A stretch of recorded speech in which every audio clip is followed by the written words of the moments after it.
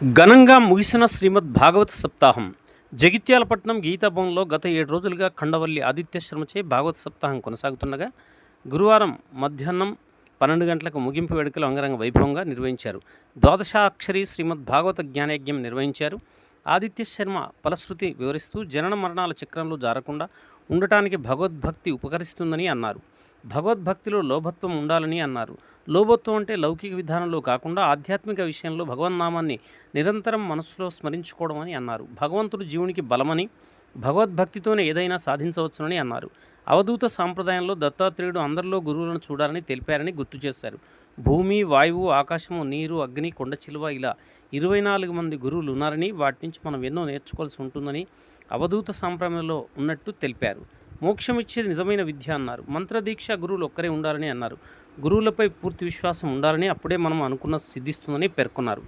ఈ సందర్భంగా తొలుతగా పురాణ ప్రవచకులు ఆదిత్య శర్మ దంపతులను మరియు వారి తల్లిదండ్రులు ఘనంగా సత్కరించారు నిర్వాహకులు. అనంతరం పురాణ ప్రవచనానికి విచ్చేసిన భక్తులు ఆదిత్య శర్మను సన్మానించారు. కలశ ఉద్వాసన నిర్వహించి పవిత్ర జలాలతో సంప్రోక్షణ నిర్వహించారు.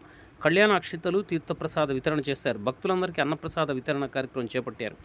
వైదిక క్రతువులు సిరిసిల్ల కపిల్ శర్మ, చంద్రశేఖర్ శర్మ నిర్వహించగా డాక్టర్ గుండి శ్రీనివాస్ శర్మ సన్మాన పత్రాన్ని చదివి నిర్వాహకుల చేతుల మీదుగా ఆదిత్య శర్మకు అందజేశారు.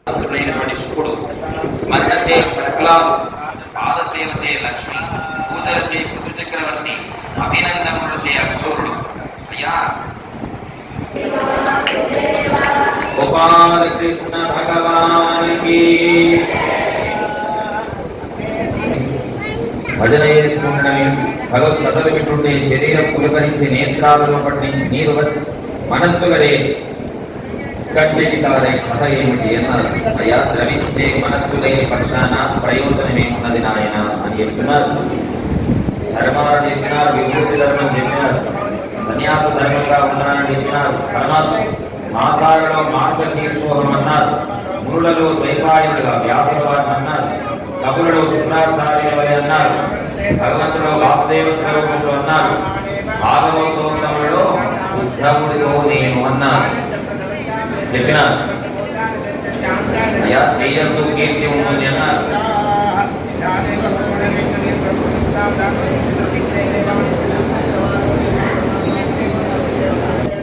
అయ్యా, జిహ్వా వేగం ఏ వేగం? ఉదరోపస్థ వేగం అంటే దేహంలో తొందరపడేటటువంటి 4 ఉన్నవి. జాగ్రత్తగా వీటిని నియంత్రించవలే. అయ్యా, మాట్లాడడంలో కొంతమంది తొందరపడుతుంటారు. తొందర మాట్లాడవద్దు నాయన, ఆలోచించి మాట్లాడాలి.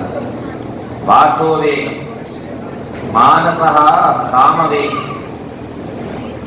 అయ్యా, ఏదైనా తినడంలో తొందర జిహ్వావేగం, అది పనికిరాదు. సంసార భ్రాంతి మీద వేగం, అది పనికిరాదు నాయన. ఈ 4 నియంత్రిస్తే ఈ భూమిని ఉద్ధరించగలుగుతారు అని చెప్పిన పరమాత్మ దివ్యోపదేశాన్ని చేసినాడు. ఉద్ధవుడు మరల ప్రశ్నలు వేసినారు. స్వామి, యోగములు బాధపడ్డారు, స్థితి ఏమైనా గర్వం పోగి పరమాత్మను ఆశ్రయించినాడు అని చెప్పినాడు. అయ్యా, అనేక విషయస్య రాష్ట్రోగ మారణం అనవద్దు సుమా. సుఖస్య కోపస్య సుఖస్య దుఃఖస్య నకోపి దాత. దానికి ఎవరు కారణం కాదు, మన కర్మనే దానికి కారణహేతువు అని చెప్పిన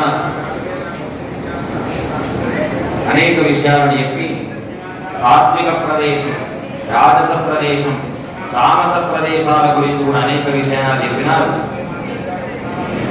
అయ్యా, దేవాలయం సాత్విక శ్రవణం, గృహం రాజస ప్రదేశం, శ్మశానం గృహం తామస ప్రదేశం. ఇక్కడ తపస్సు చేయాలి, ఇక్కడ యోగం చేయాలి. కాశీకి వెళ్దామని అనుకున్నాం. ఇక్కడ నుంచి ప్రయాణమైన ఈ ప్రయాణమే ఉన్నతం అని చెప్తున్నారు. గమ్యం ఉత్తమం కాదు, ప్రయాణమే. ఎందుకంటే ఆ ప్రయాణం చేసే ప్రతి క్షణంలో దాని మీద చింతనతో ఉంటాము, దాని మీద చింతనతోనే ఉంటాము. అది అక్కడికి పోయిన తర్వాత ఇక్కడ దొరికింది మనకు అనే ఉద్దేశ్యం కొద్దీ దాని మీద చింత అనేది, ఆలోచన అనేది ఉండదు. భక్తికి భగవంతునికి మధ్యలో ఉండే ప్రయాణమే, భక్తుల యొక్క ప్రయాణమే భాగవత ధర్మాలు అని చెప్తున్నారు. అసంబంధ విషయాలను కూడా దూరం అవుతారు అని చెప్తున్నారు. దానివల్ల వారు ఏమవుతారు, భగవంతుని మీద భక్తి లేనటువంటి వారు పరిస్థితి ఏంటి అన్నారు. అయ్యా, అచ్యుతుని మీద భక్తి లేనటువంటి వారు చ్యుతిలో పడిపోతారండి అన్నారు. అయ్యా, చ్యుతి అంటే ఏంటి సంస్కృతంలో అన్నారు, దాని అర్థం ఏమిటి అన్నారు. ఇప్పుడు ఒక లోభి అంటే ధనం ఖర్చు పెట్టినటువంటి వాడు అనుకోండి, పిసినారి అనుకోండి, మన భాషలో చెప్పనంటే ఒక 100 కోట్లు దొరికినాయి అనుకోండి. ఎన్ని కోట్లు? మీరు కట్టినే వచ్చింది, నిద్ర పోయింది 100 కోట్లు అనేసరికి ఎన్ని దొరికినాయి? ఆ 100 కోట్లు దొరికినప్పుడు వారి పరిస్థితి ఏమిటండి అన్నారు. వాటికి నిద్ర పడుతుందా, ఆకలి వేస్తుందా? వాడు ఆ 100 కోట్లను బెడ్రూమ్లను భూములను దాచి కొద్దిసేపు అయితే పైనాక అవన్నీ ఉన్నాయో లేవో అని ఆలోచించి అది వాంది కాదనే విషయం గ్రహించడం, ఆదాయాన్ని క్రమించి వాటి దగ్గరికి పోయి మళ్ళా లెక్కించి ఏమైనా పెరుగుతాయేమో